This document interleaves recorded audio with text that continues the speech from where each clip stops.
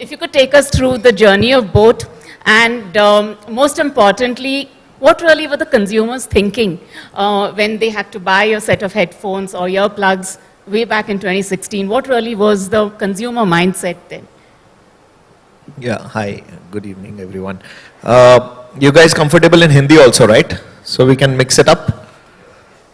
Okay. Why is everybody sleeping here?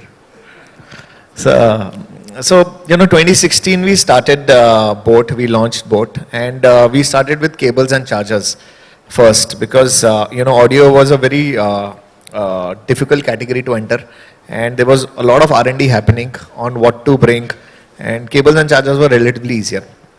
Markets were very difficult, there were 200 brands and everybody used to think that, we will also be one of those Me Too brands which will come disappear from the market. And a lot of, we did a lot of R&D. We did, our products were made specifically, our brand was made for India. Our products were not made in India at that time. But our brand understood what the market needed. The consumers were changing. The consumers wanted products which were not just black, gray. They wanted colorful products. They didn't want, if you look at India, we are all people who like bass. There's a saying called India, baby ko bass pasand hai, right? So India ko bass pasand hai, and we brought in a lot of bass in our products, in our initial set of products. If you look at India, we need sturdy products. So we brought a lot of innovation in the product and also made the brand very aspirational. What was happening in India at that time was, it was very boring.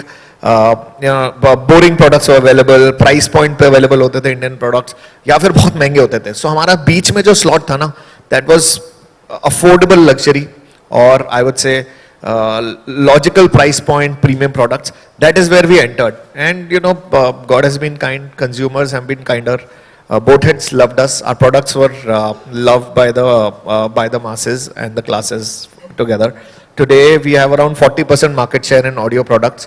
We've just entered wearables as our segment. It's not that the competition is not there. When we entered, there were Japanese, Chinese, Germans, there were a lot of different brands. Indians also were there.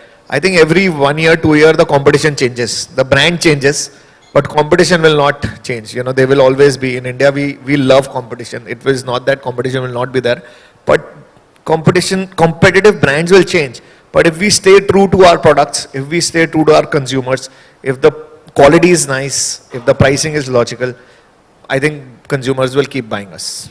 Interesting. Sameer, coming to you, it'll be interesting to hear from you as to how did you create brand awareness? Because I think only at the top end there was brand awareness. In the mid to mass, there was hardly any brand awareness, if I'm not mistaken. So how did you kind of get consumers to buy a boat or to ask for a boat? Sure. So, I mean, back in the day, right, a lot of these brands, the international brands per se, they would not make products for India. They would make products which are essentially for the international markets and then bring them to India. So there was nothing unique about them. So one, we focused on the product. Secondly, we didn't have enough money, so we had to be frugal. So we did a lot of online marketing and ensured that the product quality is right? And we like, there's a lot of overlap between what Aman said and this, because we try to remain in between where we wanted to actually give a really good quality product and at the same time make it very aspirational, not like a cheap product, right? Like in India back in the day, if you remember, Tata Nano didn't sell as much as the Audi sold, right? So you can't make a product really cheap. It has to be aspirational, but the quality has to be amazing. So we got a lot of word of mouth publicity in the initial years, and of course then we backed it up with tons of good marketing, which my co-founder here drives. So it's a combination of these things that has actually helped us grow. So any interesting trivias, any interesting anecdotes that you have to share with us, at the beginning of the business, when you kind of think that at any point of time did you think that this won't work? Any mistakes that you've made, anything that you've learned from it? It'll be interesting to hear your story. You have asked 7 questions in one question. You know that, right? Yeah. So initially we all got rejected by consumers also. In fact, I don't know whether you guys have heard. There is a story of Khan Market, which I'll tell the audience here. So when we used to go to the retailers and ask them to sell our products, they used to reject us. तो वो कहते थे कि यार ऐसे तो बहुत सारे ब्रांड्स आते हैं रात को और सुबह चले जाते हैं, right? Fly bye night operators होते हैं. सो नोबडी ट्रस्टेड अस कि हमारा भी कुछ होगा. तो I used to do very in sales there is I don't remember the word. तो खान मार्केट में ना क्या होता है ना, बहुत खान मार्केट एस्पिरेशनल जगह है जहाँ पे all the retailers, all the premium crowd goes there. तो मेरे को एक पुराना वो था कि अगर खान मार्केट में प्रोडक्ट आ गया तो मतलब बाकी रिटेलर्स में भी थोड़ा सा वो रहने लगेंगे. तो मैंने सबसे पहले when the retailer said no I don't want to buy, then I send my wife there कि एक बारी ना उस शॉप में जाओ और वहाँ जाके बोल कि पूछ क्या कि वहाँ पे बोट है क्या. सो द रिटेलर सेज नहीं, यहाँ पे नहीं है, right? So at least he had heard that consumers are starting to ask. Then I asked my mom to go there, and mom also went there, and mom said कि यार आपके पास boat है. Then the retailer started feeling that यार boat बहुत जगह नाम आ रहा है, right? And then I one day again go back and say, now do you want to keep boat? And then he said, yeah, आपका तो बहुत नाम फैल रहा है मार्केट में, right?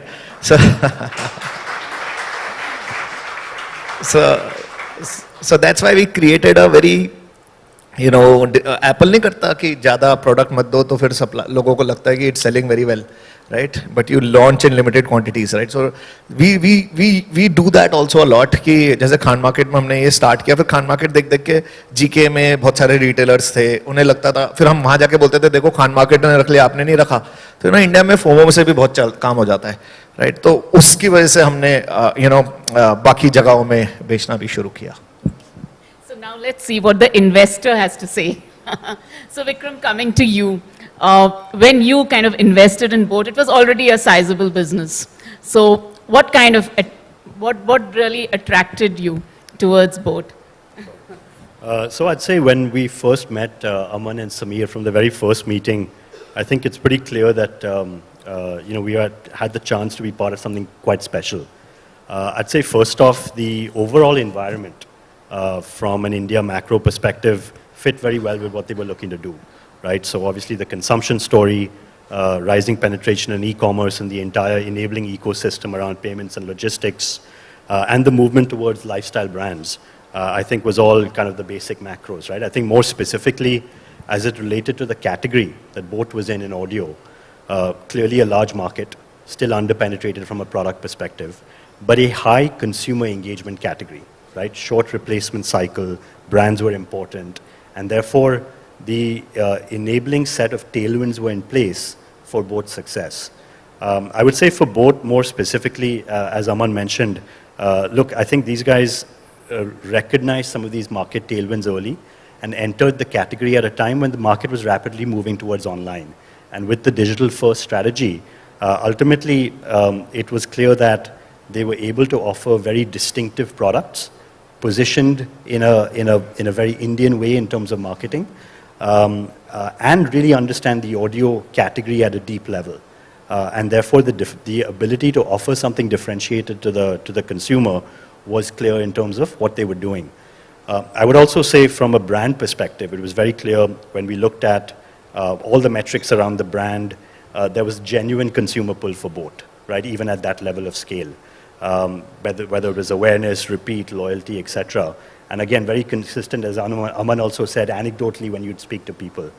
And therefore, in our mind, really the opportunity was, yes, for growth in the core category, but ultimately to build the business into more of a lifestyle-oriented, multi-brand, multi-channel play, and through those upsides really create value for everyone. Look, ultimately, I mean, the third and the most important piece of this was really the people, right? I think for all businesses, ultimately, the people you back are the most important. And I will say that, look, ultimately, the chemistry that we had with Aman and Sameer was very strong from the start. They're too humble to say it, but I think, obviously, I'd say the vision that they had, the long-term orientation for the business to build a lifestyle brand, the focus on profitable growth, and to be honest, the orientation towards a partnership with an investor and growing through that journey together. For us, I think that really I would say philosophically aligned with the types of deals that we at Warburg like to do. And so that, I would say, was kind of the confluence of factors that made us excited at the start. Interesting trivias, any fun conversations that you had initially? Many fun conversations, probably none of them repeatable in polite company. But I will say, you know, early on in the investment, as we were engaging and talking about the deal, there was a very different flavor to the nature of discussions. I mean, I remember even before we had put pen to paper and done diligence, Aman, Sameer, and us as a team were already talking about kind of the future, right? First 3 months, first 6 months, what the strategic vision was, how we'd want to build the business together, what resources they needed from the outside, and therefore, I think it was very different from perhaps the typical deal making that one would associate a private equity firm or a venture capital firm with. Sameer, coming to you, you've started manufacturing in India. Boat is a completely made in, not completely, but getting to that 100% made in India brand. So it'll be interesting to hear your journey from kind of importing 100% from markets like China to how you have kind of got into this make in India mode. And again, what really, a lot of the consumer durable brands and even the lifestyle brands such as yours, they kind of refrained from setting up manufacturing in India because they said that, you know, it didn't generate adequate demand for them to justify, you know, setting up manufacturing here, and they could not match the China prices. So what has been your experience? So just to clarify, right, we're just not made in India, we're actually engineered in India, right? You know, Apple proudly writes, you know, engineered in California. We want to write engineered in India. You know, that's where we aspire to be. And for that, you know, we have put in a 120 people R&D team, which is essentially making platforms and, you know, creating softwares over, you know, all of our audio devices. And that's the journey we are on, right? Manufacturing is just one part of it, and, you know, the government's PMP push actually really helped. The other reasons were around COVID, right? I mean, post-COVID, everybody realized that, you know, there has to be, you know, a different strategy you have to make in India. The other thing that we believed is, you know, having complete end-to-end control over our product, right? You know, which is very, very important in our business. You know, you can actually engineer a product, but it will not come out right unless you make it properly. So that's why we went ahead and, you know, did a JV with Dixon, which is our JV partner. We have about a 2.5 lakh square feet factory in Noida. This year we'll end up making about 30 million devices. So the idea was to, one, you know, de-risk from China, but essentially also get complete control over the product. And, you know, that's one of the reasons that we moved to India. And what percentage of your production is made in India? So we're actually very proud of that, right? Last year, I think, over, you know, around July, we would have done about 1% of our manufacturing in India. And as on this year, as we sit here, right, 75% of our products are made in India. And that's something that, you know, we kind of take pride in because, you know, we at board believe that it is possible, right? You know, when we spoke to Warburg also and we told them that, you know, we'll move 75% of our production to India, and they thought we were nuts, you know, like, okay, they'll get to 30 because everybody overpromises the investor, right, and underdelivers. But we caught them by surprise and, you know, we made it happen. So how efficient has your business become ever since you have moved production? Okay. So efficiency-wise, you know, the PMP definitely helps, right? It's got some arbitrage in terms of duties, etc. Like I said, it's more about, you know, owning and controlling the product end to end. If you look at China, China's also gotten very expensive to manufacture, right? The minimum pay scales in China has also risen over a period of time. So, you know, if you look at that parity, I think India is very, very competitive. It's just somebody had to put the investment. Now the domestic market size is also so huge that we are able to do this, and now all of the other countries also want to buy from India. A lot of countries want to buy from India, right? Like Walmarts of the world and the Amazons of the world, they have a mandate to procure from India and move away from China, and that actually helps.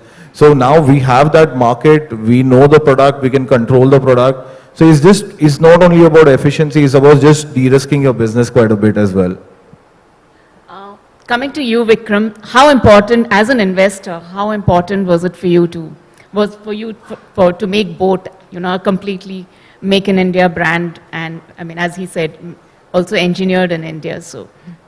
Yeah, I would say critically important, and I think those are part of the discussions we were having, again, pre-deal, and as Sameer said, strategically making sure that we could build resilience in the supply chain. And that means R&D, production, manufacturing, etc., was a big part of the thesis over time. I think Samir is right, and he's clearly mentioned it on stage as well, that it's outperformed expectations, and I think we'd be the first to be happy to be positively surprised there. I do think, I mean, the statistics that Samir mentioned are quite remarkable, right, in terms of percentage of what has now been manufactured in India currently.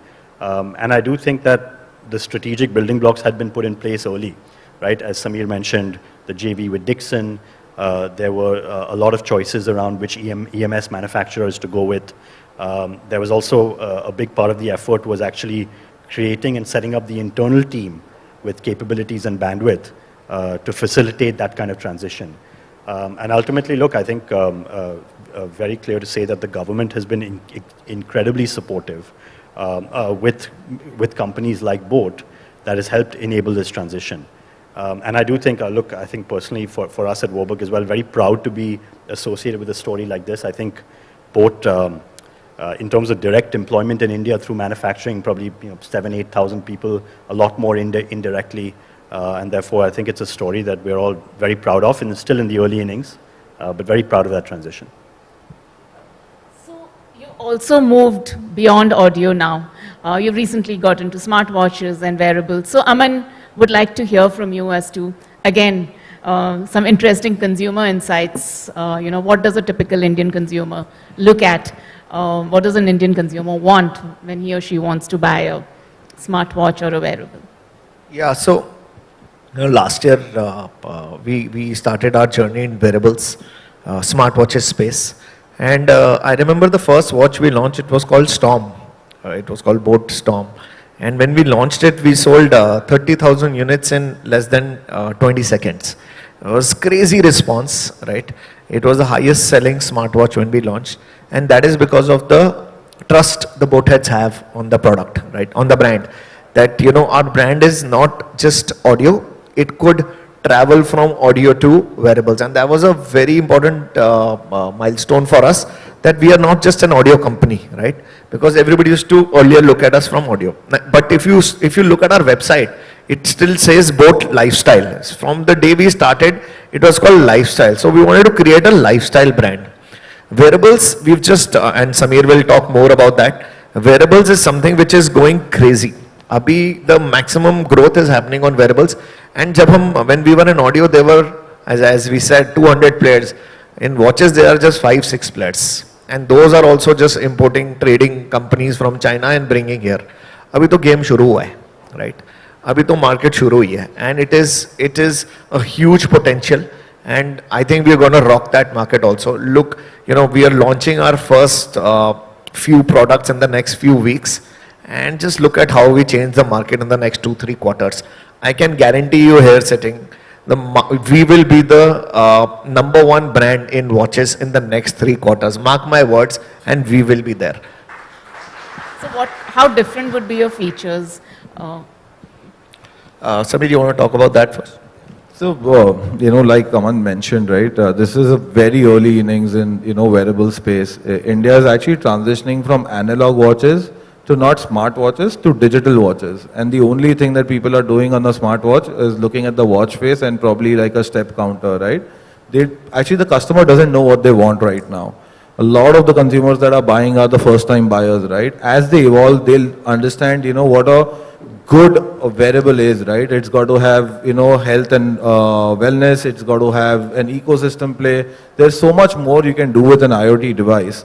So what we've done is we own the entire stack. We own the hardware stack, we own the software that sits on top of it, the app and the cloud stack. So it's completely integrated. So every few months we can release a new kind of firmware or new algorithm and can give you an HRV, we can give you a VO2 max, we can probably give you some new features. And that's not a capability that anybody here in the Indian industry currently has. And for this, we actually acquired a company in Singapore called Kaha, which is an end-to-end wearable stack company. They've been doing this for about 6-7 years.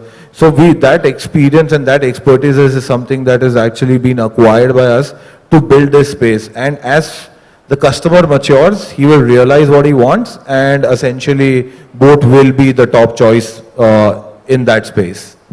तो जो trading companies थी audio में कहाँ गई? खत्म हो गई ना. आप देखो ट्रेडिंग जो पहले मोबाइल की भी ट्रेडिंग करती थी कंपनीज कहाँ गई? खत्म हो गई. आई थिंक ऑडियो में भी यही हुआ है और वेरेबल में भी यही होगा. करेक्ट, खत्म हो जाएंगी. तो ये जो समीर बता रहा है ना, that platform, nobody has a platform. If you look at Apple has a platform. If you look at an Apple buyer, iPhone भी उसका होता है and then watch भी उसकी होती है. But we are, 90% of India is on, 95% of India is still on Google, correct? So nobody has a platform. Every trader will die. पता है उसमें क्या होता है? अभी क्या हो रहा है ना, प्राइस वॉर बोलते हैं. प्राइस वॉर होता है कि आप इतने में ले आओ, दूसरा बंदा इतने पे लाएगा, फिर इतने पे लाएगा, ये एक दूसरे को खाएंगे और खत्म हो जाएंगे. और तब गेम शुरू होगा. मैं कह रहा हूं ना, अब गेम शुरू हो रहा है. The prices are bottomed out. It's our time to now rise and shine and we will. How competitive are you going to be in terms of pricing? Very competitive. Because unfortunately or fortunately, price value is very critical. If you imagine you give, if there is X price and we give you 100 features on top of it, who will you buy? Obviously us. So India is always a value driven, value price point conscious country. We will never be the cheapest, and that has been from day zero. We have never fought on price. अगर price में कर रहा होता तो हम कब के खत्म हो चुके होते. Like Sameer said, सबसे सस्ती गाड़ी इंडिया में कौन सी थी? टाटा नैनो. कहाँ गई? बंद हो गई ना. क्यों बंद हुई? क्योंकि वो लोगों को लगता था कि भाई वो सस्ती है, प्राइस में नहीं बिकता.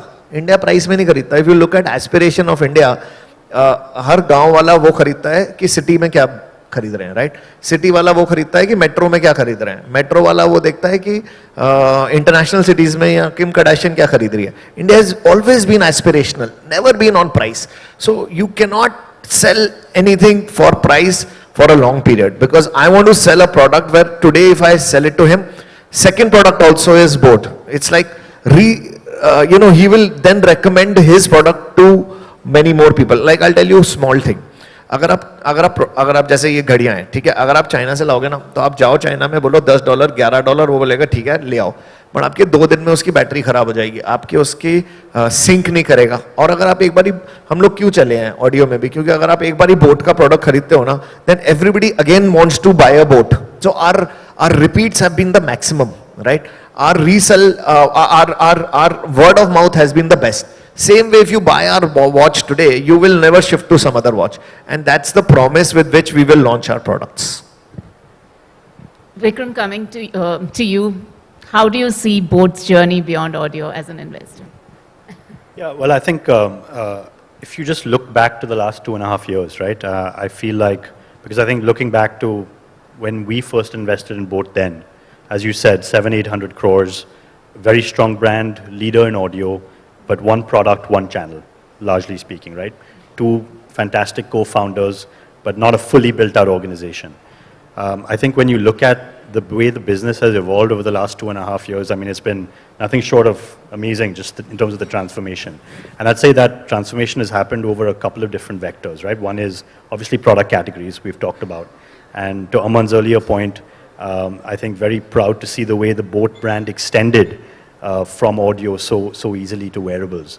And therefore, the journey of being a multi-product lifestyle business, I think we've already embarked on and done reasonably successfully so far. I'd say the second vector is channels, right? Obviously, the business started online, but the offline channel is a big part of the market, both in wearables and audio. And broadly, 20-25% of our business now is offline. I'd say the third vector is really around manufacturing and R&D and team, right? So I'd call it the enablers of the business. I'd say we've talked about manufacturing and R&D. I think on team and board, we've also made substantial strides, right? I think we've built out a very strong C-level suite and downward. There has been a strong board put in place, and I think the focus on governance and building a long-term resilient business has been important.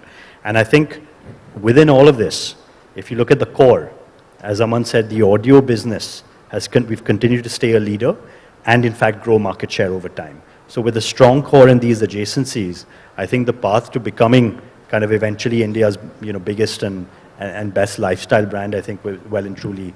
So how important is it for a brand to look at adjacencies? Well, I think it depends on the kind of eventually the mission of the company, right? I think in our case, look, with audio alone, it's a large category and significantly fast growing because it's under-penetrated. So I think you can build a reasonably sized business in audio alone, as Boat has proven. I think given the connect that Boat had with consumers and the investments that they've made in the back-end supply chain, R&D, marketing, being a digital-first brand, I think the opportunity was always to create a broader portfolio play. And I think the way we've all thought about the business together, becoming a multi-category company was always an incredibly important part of the story. And I'd say, look, all of this is manifested in just in terms of just the scale of the business in the last 2.5 years. I mean, you said it, Ajita, the business was 700-800 crores. It's kind of grown 5x now, right? So, and I'd like to think that we're still in the very early innings of this partnership and build out. So you've also set up, you've got multiple R&D centers now. So it'll be interesting to hear from you how this have helped to innovate for India, for the Indian consumers. India is not known for embedded tech, right? But if you look at internationally, half of the embedded tech companies are run by Indians. If you go to Qualcomm and you throw a stone, it'll hit like 20 Indians there, right? Because we are good at it. We've never just been audacious enough to do it. I think we thought about it a little differently. We said that why don't we control our own destiny? Because when you go and buy from China, right, you'll get a cookie cutter solution. Everybody will have the same product. How do you differentiate yourself? How do you create a moat? So the first R&D center was put in back in March of 2020. In fact, just when COVID came in, we barely had money in the bank. But God's been kind that, we sailed through. But, again, audacity, right? To make R&D center in the middle of that crisis. And that has helped us, right? We've innovated on products over a period of time. R&D is a slow game, right? It takes time for the products to come out. But when they do, they become game changers. We launched something about 2 months ago where, everybody here uses an AirPod, right? And the biggest beef you'll have with that is, the battery doesn't last. We have a product where with the single earbud, you can do 24 hours. With the case, you can do 120 hours of battery. And that's not just a thing about the battery size. We worked on the power consumption numbers. We've done a lot of that. We have partnerships with Dolby. We have partnerships with Derek. So those are the kind of software features that we're building on top of the core, embedded product to ensure that, we have a differentiation from everybody out there and still remain price competitive to the customer. Offer more features, democratize, technology. That's the aim that, with which we have built the R&D labs. So, coming to almost to the last leg of a conversation, it'll be interesting to hear from you, like, what really is your vision for Boat, say in the next couple of years? Where do you see yourself? So, the vision is, why not another Apple or a Samsung out of India, Why at least aspire, right? And even if you don't get there, you'll at least be the best in India. That's the vision. Revenue is a byproduct of that, right? How well you do on your products, how well you do on your marketing. So the revenue will fall in line as long as you're able to serve your customer well. So that's at least the vision of the company for me. What about you? Yes, we are co-founders, same vision, right? Yes, of course. Yeah, but just imagine if you see, if you can name 5 brands which have done exceptionally well out of India. I don't think, apart from the software guys, people know, apart from the Infosys, HCLs of this world, you cannot name 5 good brands from India. And I was hearing our Honorable Prime Minister, in the last speech, he said, one of the speeches, he said, why don't we make in India for the world, right? So we are in the first part of the journey when we are starting to make in India. We made a brand in India, now we are making the products in India, and why don't we start exports out of India, right? So that's where the factory is coming into play. Abhi, the Indian market is itself so huge that even this year we are just focusing on India. And why can't our products, earlier there was a, Indians also never used to like Indian brands at one point of time. we were so, I would say, awestruck by Firangi brands, right? But in our industry, now we don't have any Firangi brands left mostly, right? All these, legacy brands are more or less out of the country, right? And we are now competing mostly with Indian brands, right? And why can't we go out and fight the Apples of this world? That's our aspiration, right? We always say A for Apple, B for boat, right? And we are now the second largest wearable brand in the country, in the world, only second selling in India. Now imagine what we can do when we can go outside India. So we are setting the base for that. And by next year, we should, inshallah, be there. So which are the markets you're looking at? Abhi, India. This year, we'll focus on India. That is by itself a huge market. Wearables is such a big category. But we're going to try and test out with smaller markets like Bangladesh, UAE. But going all out is probably next year's vision, not this year. We don't want to be in a situation where we start 100 countries and then we close 99 countries, right? That's what happens. You hire 2,000 and you fire 1,500. We want to do it easily at our own pace. We are heavily capitalized. We don't need, we don't need crazy capital. We are profitable as our mindset. We have money in our banks. We have a lot of consumers who are ready to buy us. Abhi to, I would say our supply is limited. Our demand is more than our supply in India, right? So this year we're going to get all those building blocks ready and be ready for the war next year.